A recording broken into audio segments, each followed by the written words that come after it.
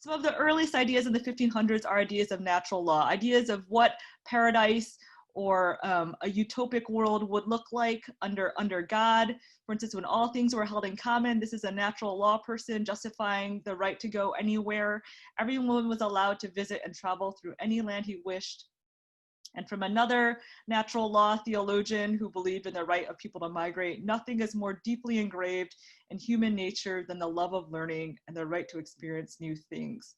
And I will add here, because we're in an AUP community, that is one thing that I love and admire about these students, is this love for learning, this desire to cross borders, to go to new places. They're much more adventurous than I was in college, where I never left my, I never really left my little, my dorm. And my husband was appalled at how little I knew about Boston when he came to see Boston. He was like, show me some things in Boston. I was like, I don't know Boston.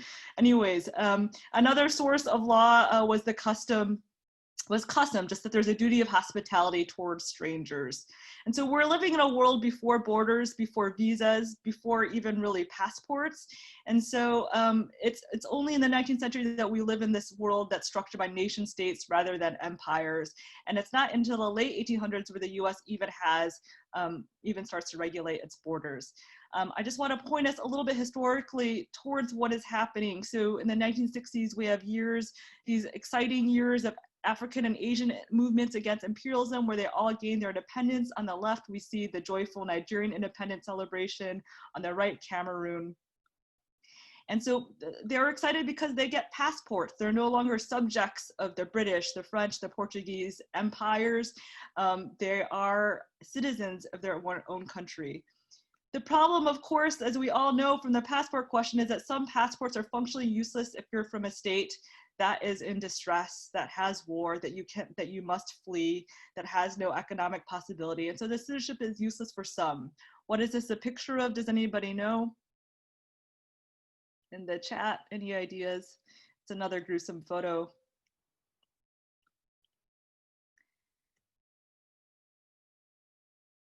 It's thank you, Carol Ann Rayleigh. It's migrants who have burned off their fingerprints because they don't want it recorded what country where they've landed in Europe. Many who land in Italy plan to go elsewhere, to Germany, Sweden, Britain, France, but by an EU regulation called the Dublin Regulations, they're only allowed to apply for asylum in that country. And so we see people erasing their individual identity as a way to get free. The larger historical picture here is that as decolonization fails, right, as the transition of creating wealthy, self-sufficient countries fails, the people want to migrate to the Europe or to the US, as we saw the capsized boat of African immigrants. The historical irony here is the fact that in the early 1500s, one reason why people justified their right to migrate was to say that the Spanish had the right to go to Latin America and the US. They had the right to colonize because they had the right to migrate. And so now that the decolonized people want to go to Europe or the US, it's like, sorry, no can do. We have borders now. There are some people who argue that there's a right to migrate because the colonizing countries induced a debt, still have a debt to repay those who have been, whose countries that they have ravaged. Last is my historical interlude, which is how did people travel in the early modern era? Like what kind of traveling documents did they use? And this really blows my students' minds when they think about it, because it's hard to imagine, like, well, how did people travel? And I actually, here is one instance from, I think this is from 300 years ago. This is a Tibetan passport, and it has no picture, no identifying things at all about the person traveling. This is what it says.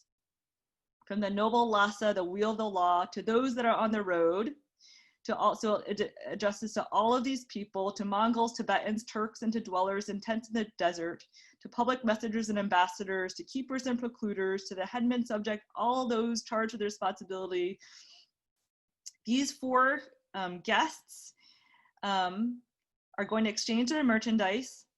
They have 16 loads on beasts, so it's identifying the animals that they have with them.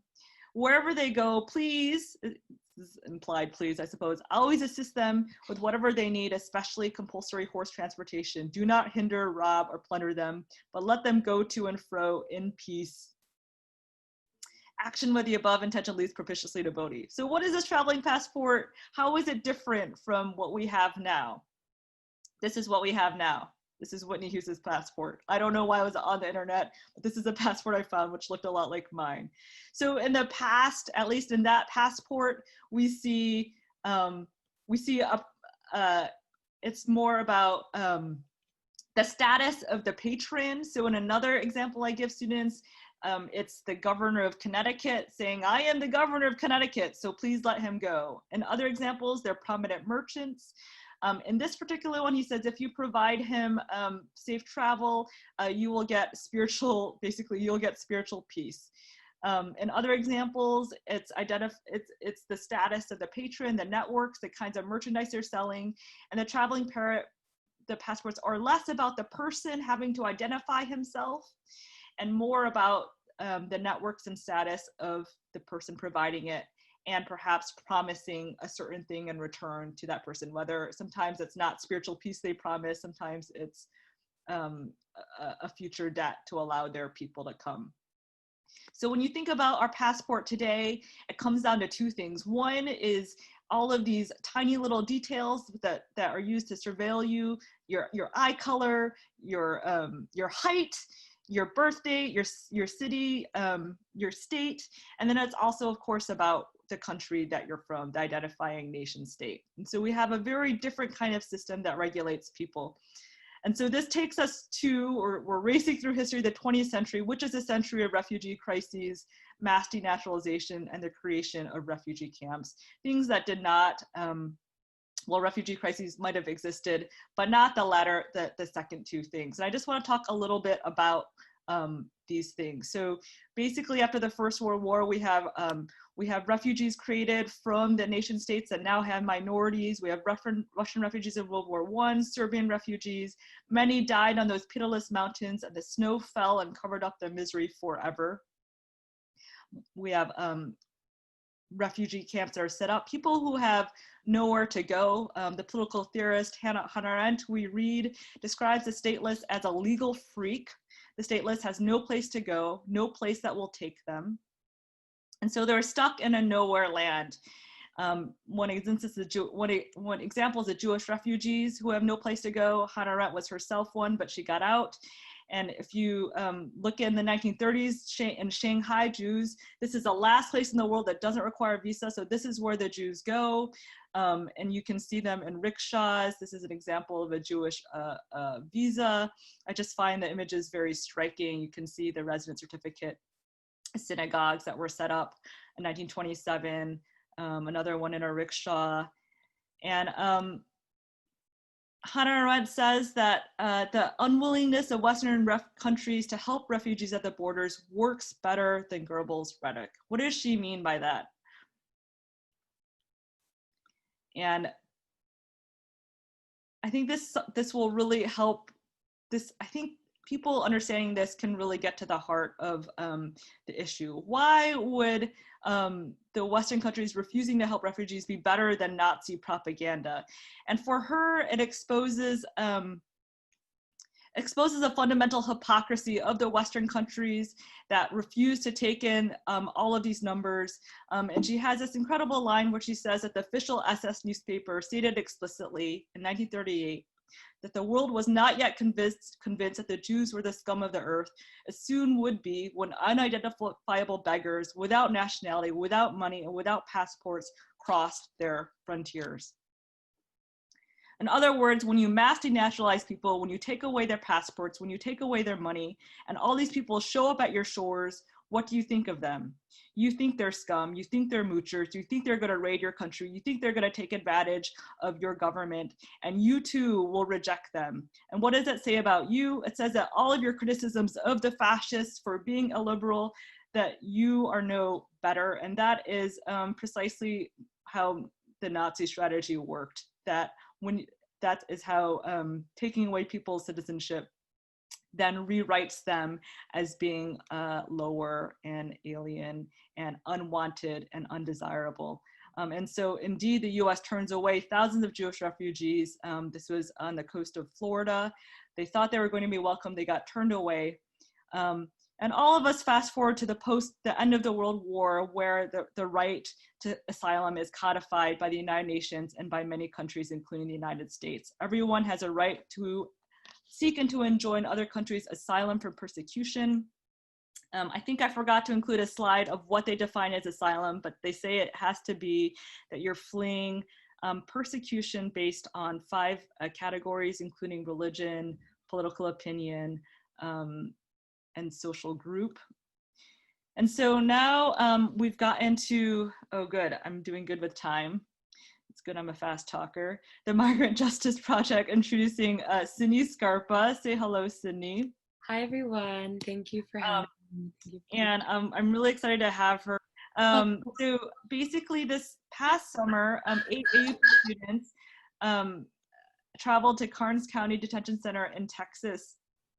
And they volunteered for an organization called Raices.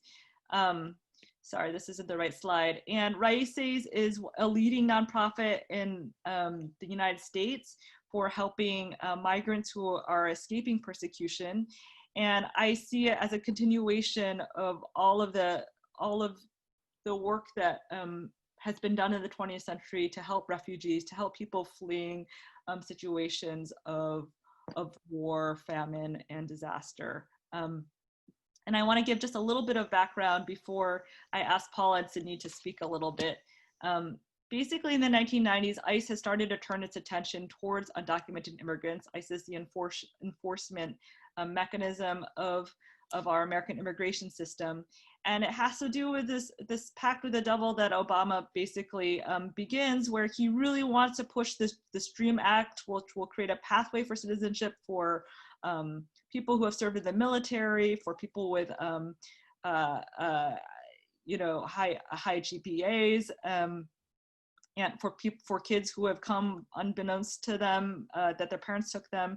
And so he promises, though, that if he creates this pathway, then he'll get tougher on undocumented immigrants. Deportation numbers reach unprecedented numbers. And I was a lawyer during the time that this was happening, before immigration became an issue that people really was on the news. And there were so many deportations. Many who committed minor infractions, including traffic violations, or had no criminal record at all, 2/3 of the nearly 2 million cases. And I just want to share with you a girl whose family my organization worked with back in the days when I was a lawyer in Oakland, California. She was 13. I was, maybe Paula, you can read for us.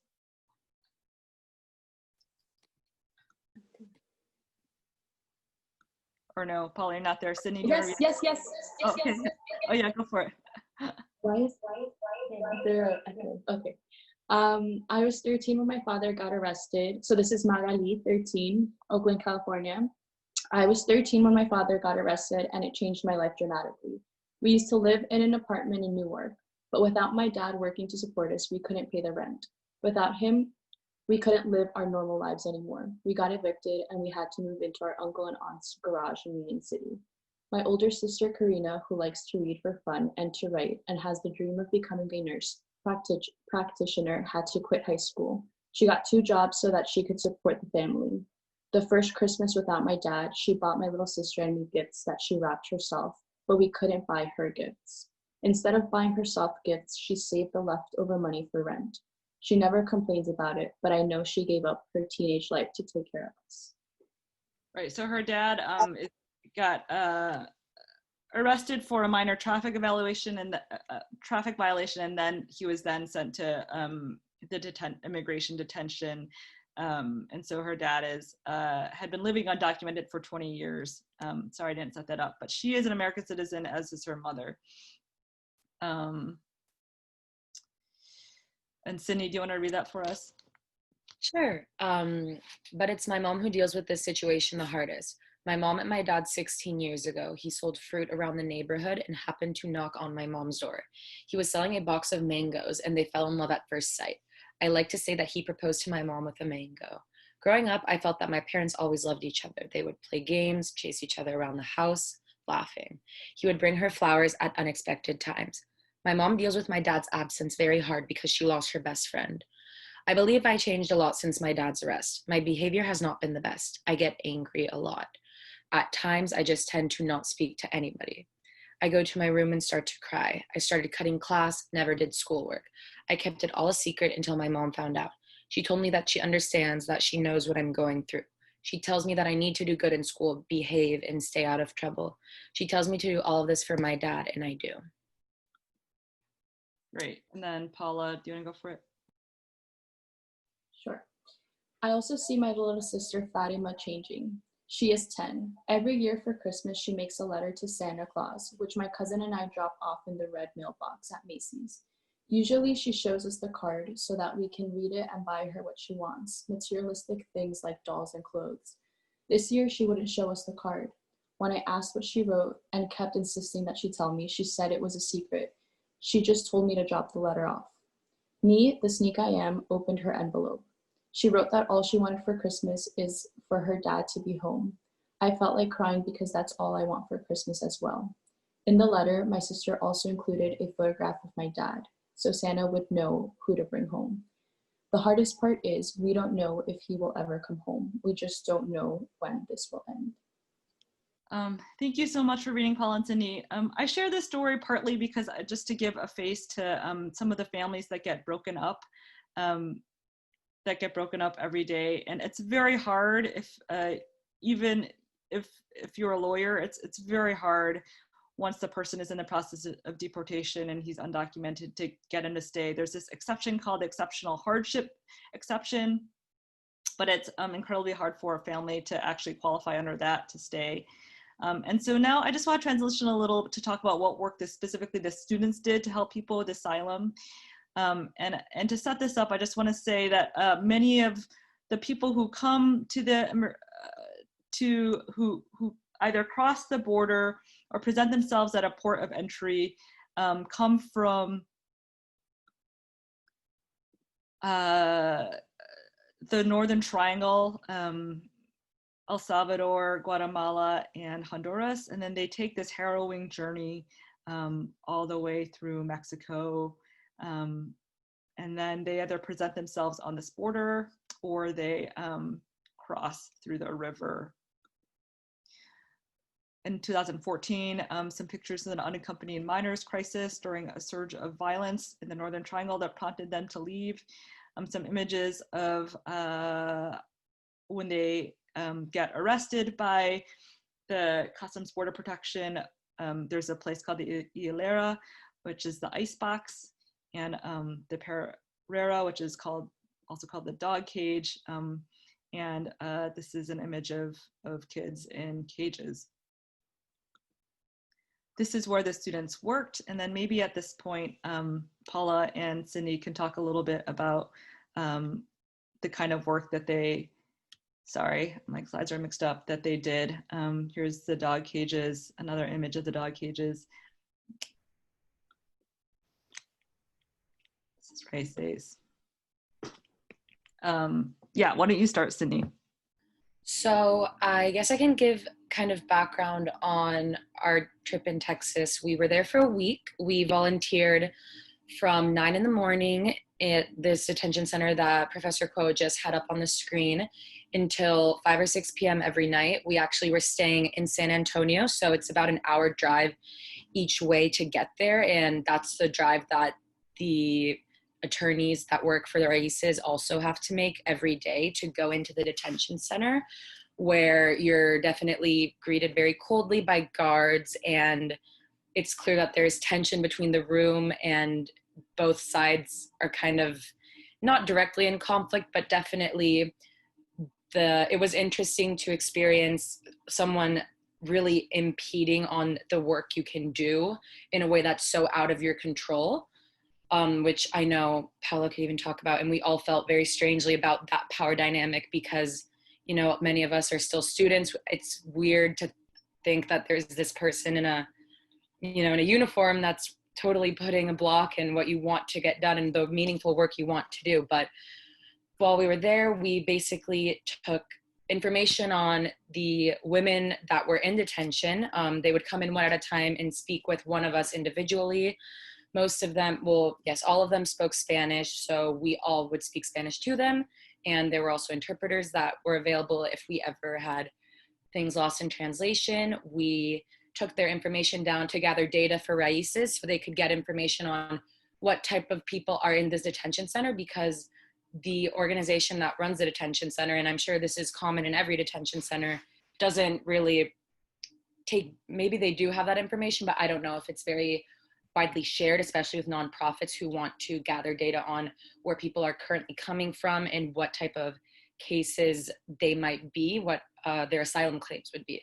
So we would prepare them for interviews they would have with an immigration official where they cannot have a lawyer present with them, but many times Raices is actually able to partner with an organization that allows a lawyer to be on the phone remotely, and that kind of is able to hold the customs official, the immigration officer, accountable, and adds a level of accountability for all parties, because after reading the transcripts of the interviews that the asylum seekers were actually denied and were told they don't have a fear for asylum and they have no right to enter the United States, it's pretty depressing to see how much they twist the story and how shy and nervous the asylum seekers are to speak up, because, you know, it is so foreign for them, and I can't imagine being in that position. So we're actually able to see the transcript of what was asked and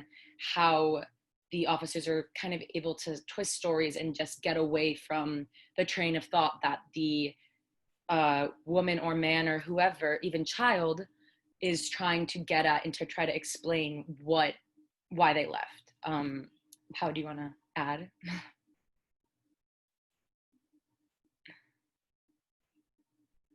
Second. Hello everybody.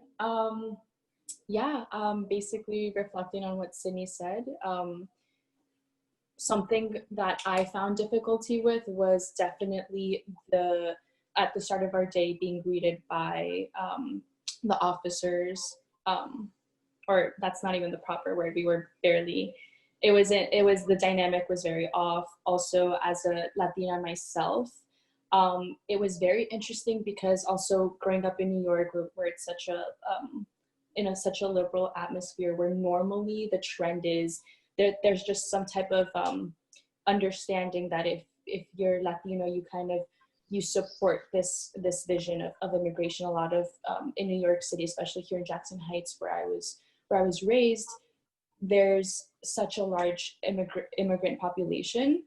So then to have this drastic contrast in Texas and seeing that a lot of the workers in this privatized detention center were themselves Latinos, but going, against this system, and basically a lot of them, it was just very evident their Trump supporter vibes. They gave off these vibes, and I think just being removed from such a state of mentality that I'm so used to in New York, and then that kind of being challenged in Texas was very interesting to me. I was like, wow, how is this guard being, this guard who, definitely is Hispanic, how is he treating, people that are just searching for a better life this way, So that was something I struggled with myself. Another thing I struggled with was definitely trying to keep, and I think I can speak on behalf of everyone that worked there in the detention center, just kind of keeping your composure. Definitely the first 2 to 3 clients that I saw on my very first day, it was just so difficult to hear all these stories. And we had discussions back in the house with our AUP community, and we'd say, wow, we're so privileged in X amount of ways, because we don't have to go through the same experiences. And even my parents as immigrants, you know, they didn't have it. They had it hard, sure, in their own ways, but because of these more restrictive laws that are coming into place, especially under Trump, even though we should recognize that Obama did have a track record of keeping people in detention centers. But yeah, I would say that. I don't know if we should wait to the end to answer questions, or can I go ahead and answer this one now, if that's allowed? I guess so. Oliver Spencer sent in the chat if we ever heard or spoke to a guard or ICE officer who was conflicted by their role in detainment centers. And I didn't. I don't think any of us did, because honestly, while we were there, our main focus was doing what we could to help the women in detention. And frankly, their conflict, a conflict of interest is definitely hard for someone to deal with, but I was really just focused on doing as much work as I could and being the best, helper and just being as useful as possible. It was actually interesting though, because one of the guards who was actually in the room with us some days for the whole 8-hour shift was from a small border town in Texas that one of the Raices attorneys was also from. And I believe they went to the same high school. And, the attorneys are there very frequently. They almost have a relationship with the guards. If you see someone X amount of times a week, even if there is this huge difference in ideologies or just even different uniforms at the end of the day, you get to know them, and they would joke around, but I can't really say I spoke to any of the guards about a conflict of interest, but it's definitely something Paula and a few of the other Latina girls that were there with us definitely had a hard time, I would say, navigating, and we're even just shocked to see that in the beginning. But we also have to realize what working a job in a detention center means if you're in rural Texas, where there's not job opportunities. You're working for a multinational corporation that offers benefits and offers insurance, and you go to work in an air-conditioned building all day. So we try to be, to not judge, because someone could have been a very liberal person working in that detention center just because that's the only job that can pay the bills. So I think that's something that it's hard to visualize, but could maybe be possible. Right. Yeah, absolutely. I share the same thoughts Sydney has on job opportunity, and that's something that I failed to mention when I said what I said, but it's definitely understandable, and it was just for me kind of, like I said, just so distinct from what I normally see. Seeing Hispanic people, have this detachment themselves from immigrants when their families also were in similar positions at some point. So it was very interesting. Other questions? I guess we can keep answering questions. Is that okay? I don't know if Michelle had more slides she wanted us to go over. I answered this great question about what is the question here from Holly read about what does it mean? What does the family when they have no idea when this will end? Well, that is a good question, and I have a slide to answer that. I just want to show everybody the slide. I thought I wasn't going to have time to show it to you, but it's extremely difficult to come back after being deported. And I don't know if that's what the family meant, but that's how I think about it. So if you're deported, usually it's around 10 years when you're ordered removed by an immigration judge. You can't come back for 10 years. And when I first started working as a lawyer, I was really stupid. I would see like a client's sheet of his federal arrest. And I'd be like, how does he have 5 different federal charges for re-entering? Because you get charged with a federal crime. And then, another lawyer said, well, obviously he keeps coming back to try to see his children. And I was like, oh, stupid me. So people will just keep coming back if they have kids. That's what I would do if I had a kid in the US and I was in Mexico. I'm not going to miss those precious years. And so they keep coming back, they keep crossing, they keep risking their lives. It's an extremely harsh system. And so I think that's partly what perhaps what the family is referring to. Perhaps they know that it's just endless to not know how long they're going to be separated from their dad. I also can't help noticing the historical aspect, which is that Eleanor Roosevelt and her right-hand woman, Frances Perkins, who was the head of the equivalent of the Department of Immigration, which was then called the Department of Labor in the 1940s, they said that we have to have a system that doesn't create new public charges, that if we're too harsh, then the immigrants themselves will become dependent on the government. And that's precisely what happened with this case. Nobody was on welfare in that family. Everybody was doing well in school.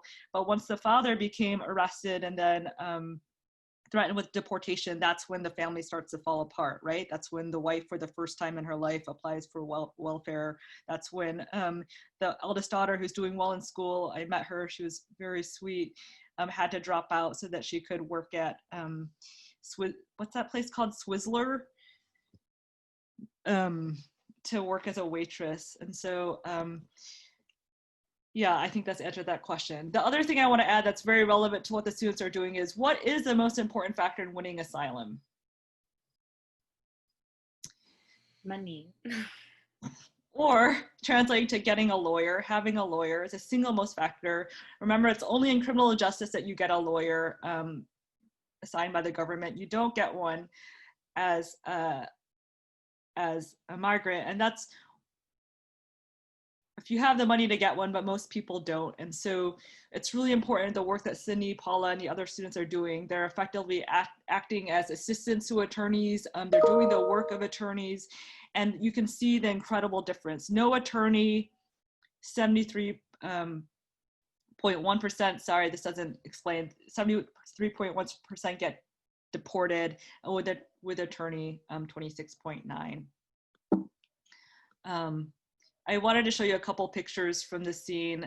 The year before, and this was the work that the students would have done if we didn't have access, is you go to the Greyhound bus station in San Antonio, Texas, and there are the people who have been released for 1 year to further pursue their asylum cases, then are in the Greyhound station waiting for their bus. And some of them are going from Texas to Vermont, Texas to California. They have no idea what these stops in Phoenix mean. So you explain to them the stops. This is an interfaith welcome coalition that gives them bags of toiletries, children's toys, some snacks, so that their first contact of America will be friendly besides the detention center. And it was fun to work with them.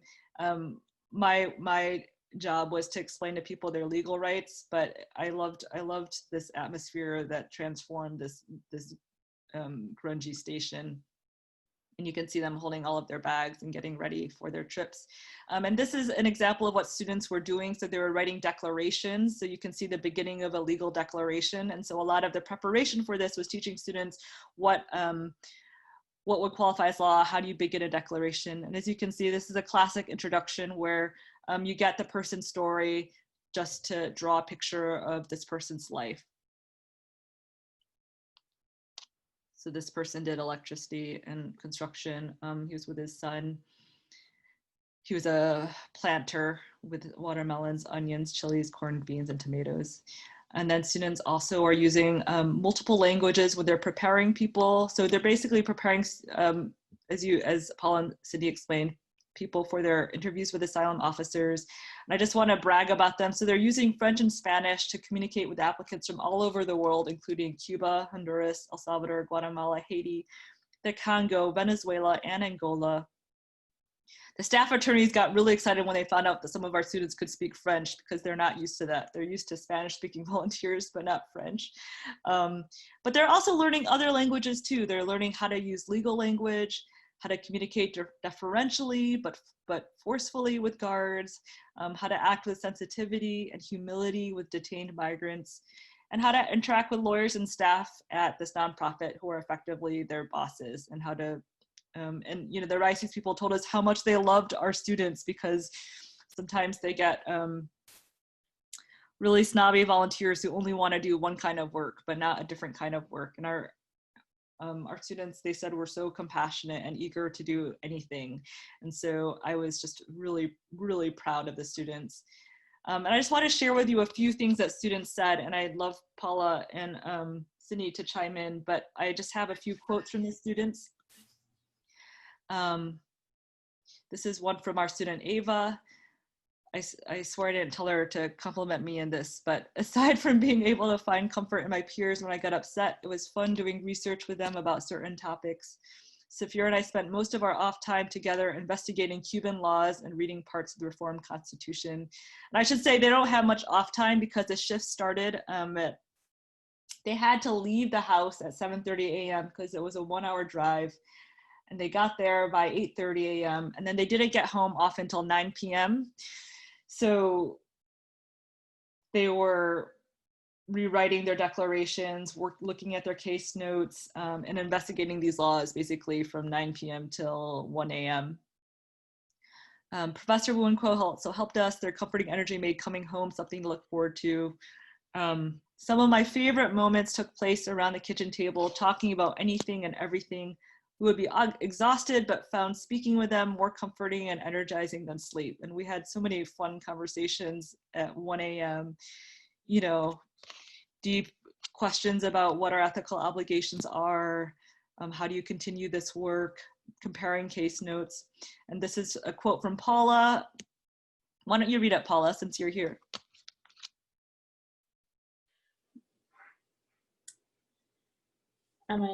Okay. Working alongside AUP students at Raices was very powerful. We were an amazing support system for each other, which was very much needed and appreciated after such emotional and mentally draining days.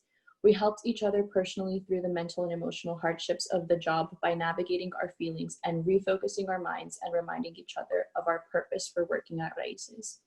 We also were there for each other professionally in helping each other with editing and revising case studies. Yes, the work was exhausting, but the way I saw it, people's lives depended on my stamina, so I kept going.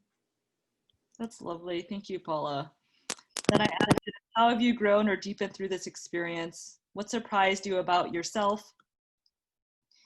I can't remember who wrote this. I think it might have been Safira. Do you want to read this, Cindy? Safira said, I feel incredibly grateful I got to share this experience with such a passionate, intelligent, and grounded group of people. Doing emotionally trying work alone is difficult, but having people to confide in and debrief with truly lightened the work on an emotional level. Everyone trusted each other. And I know we all felt this way. Yeah.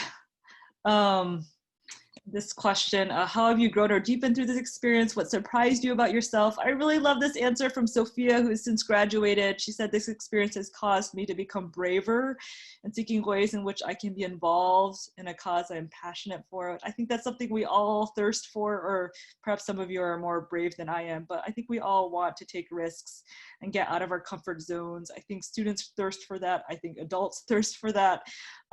We certainly need courage during this time to believe in a better world. And so I really appreciated this. And to brag about Sophia, who graduated last year, so she was the eldest of all of the 8.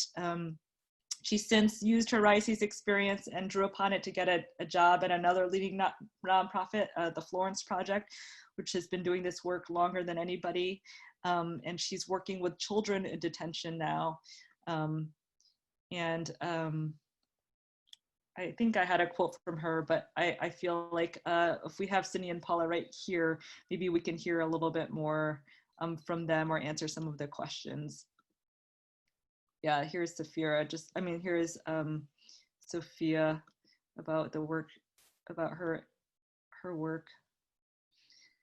I work directly with children who arrive at the shelter, she's in Arizona, and access their legal case. This requires hours of rapport building and having them share personal and traumatic parts of their lives with me. At Carnes, we only had about 1 hour to prepare the women for credible fear interviews. At my office, we have several prep sessions with our clients for asylum interviews. To access a legal counsel has never been more clearly life and death, and to have AUP students participate in changing the course of someone's life was an invaluable experience for everyone involved. Okay, I'm going to shut up now and let Sydney and Paula answer any questions. Great questions on the blog. If you can see those, Sydney and Paula, I'm just blown away, as I know everyone else on the call is. So if you can, please look at the questions and maybe comment on those, and any other final comments. We have 10 minutes left. I think we could all listen to you all afternoon or all evening. So Thank sweet. you. My goodness. I love this question, Marilyn Swenson, about the farm workers 1930s. I wish I knew, but that would be a good research project for my students. I'm going to tell them to research this and come back to me. I know that I know very little about the farm workers, but I know there has been a lot of research done about them. And from Holly, I didn't answer your question about the timeline of detention, but there are all of these cases in litigation about how long a person can be held in detention before his due process is violated. And there's a really famous case called Damore versus Kim, which my friend thinks is one of the worst cases, Supreme Court cases of the 20th century, but there's no strict timeline of how long a person can be detained. Joan, contact tracing and how it might be frightening to an individual without legal status. That is such a good question about surveillance and biological surveillance. And I wish I knew more. Michelle, maybe you could take the next one. It's actually Mike Callahan asking how and when students go to Brownsville to complete the program. Are they volunteers? I think it's a study trip, right? Yes, thank you so much. So we went to San Antonio, and then they drove to Karnes County for an hour, and we went there for 1 week. We got a grant from the Schaefer Center, which paid for the flights and for some of the housing. And then at the time that we did it, it was a purely extracurricular project. It wasn't related to a class. Since then, we turned it into a class. So this semester, we've had 20 students who have been preparing to go. And so Cindy and Paula are in that. Sadly, because of the outbreak, we've had to delay our trip. So we think we're going to go in December rather than in June. But the students applied to go to Texas back in April of last year. And then we took students the first week of June. And it was really fun. I didn't participate inside of the detention center this year, and so I had such solidarity with women who do a lot of cooking and cleaning. I was like, because my husband and I were preparing all these meals for the 8 women, and it was very time consuming even, and then I would be slightly jealous of the students who would come back with these like stories of how they were helping people, but I was glad to nourish them physically. So that was our role over the week. I really appreciated my mom much more after that week because she cooked me so many meals in my life. Hi, Lily. I see your question. Lily graduated last year. She was a History Law and Society major. And so she asked if there were local projects in Paris or France that History Law and Society students are involved with, which yes, actually after going to Texas last year, the whole group of us, besides obviously Sophia, who has already graduated, we decided we have to make a club on campus. We want to do more about this all year round and not wait until the next year to go back to Texas. So we started a Migrant Justice Club, and that has been such a great opportunity to have events that we have invited the whole student body to. We've actually even, AUP is a small school, but we didn't know that a new professor on campus was doing a experimental kind of first bridge, which is like the gen ed classes at AUP, where she focused on, she brought her students to schools outside of Paris to meet with students at these schools that are fully just migrant populations. So that was great that we're able to talk to them and hear from their experiences. We actually were just at the beginning of forming a partnership with Sciences Po, which is the #1 political science university in France, which is located like a 10-minute walk from AUP. And we were actually starting to get involved with their kind of similar organization, Sciences Po Refugee Help. And we were just gearing up to train the Migrant Justice Club members to go into not detention centers in Paris, but centers where migrants go frequently and where they not expect, but where legal help is free and readily available, and we would be doing very similar work to what we did in Texas there with them. So unfortunately, that also got cut short because of coronavirus, but we're super excited for all the initiatives going on at AUP, and it's been so great to have the full support of the faculty and staff, from President Shank to all of the professors in the History, Law, and Society department. All of us love the support we get and the excitement from also our fellow students to hear about what we've done and to want to get involved themselves. So it's been really a great experience to do that. You guys are amazing, and I have to say that we were able to watch your presentation in January, and I wish everyone on this call could have heard these students, all of you, talking about this powerful experience. Time for one last comment. I want to read Joan's comment. So grateful for the work you are doing. My brother was co-director of the Rio Grande Defense Committee in the mid-1990s. I visited the detention centers and attended some sometimes chilling interviews and hearings. So glad AUP is contributing all these years later to this profound work, sadly more than ever direly needed. I think if you guys have a final comment, that was a wonderful concluding message. Yeah, I would love to hear. I don't know enough about how detention centers have changed and their origin, and it's something that I've been wanting to learn more about. So I'd love to talk to Joan's brother, but I'm sure he's a busy person. But I'll put my email address here for everybody, and please feel free to contact me. Don't be a stranger, as I tell my students. Thank you so much, everybody, for being here. And I want us especially to thank Sydney and Paula for being such inspirational students who make me want to be a better person. And I want to thank our co-hosts, Mary and Holly, and Dana, I haven't met Dana. Hi, Donna, for organizing this, and all of you for being here. There you are. And thank you, Celeste, for that generous introduction, for supporting these students and their inspiring work.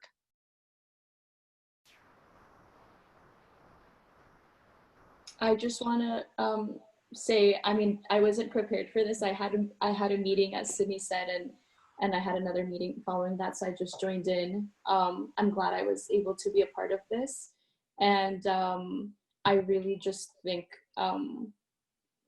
we owe it to Professor Kuo and Professor Wu for really taking the initiative to bring this type of work into our AUP community. And I'm glad that they saw in us the fervor to want to, fight for social justice. And the group that went to Texas, the OG group, as we like to say, the 8 of us, it was just such an important experience that had to happen, and it definitely informs the type of work that I think we all definitely want to continue doing within our careers, but also on a personal level with our connection to humanity and like I said, the work that really direly needs to be done within social justice. Thank you everyone so much for being here. Sid? Yes, thank you so much for asking questions. And like Paula said, yes, we've all become very passionate about this work, and unfortunately things are happening right now that are very out of our control that might make it harder for us to do this as soon as we'd like to. I actually was planning on going to Mexico this summer, to Tijuana, with another girl that came to Texas with us, Ava. She's a senior, and we were planning on volunteering with an organization in Mexico that also does similar work and is now, more in need than volunteers and interns than ever because of the Remain in Mexico policies. So unfortunately, we'll see if we get to do that. If not now, hopefully in the near future, because we're all very, we'd love the opportunity to do more of this, and to have the experience of also being in a country that's dealing with this problem very differently than the United States would be a great kind of experience and eye-opening opportunity.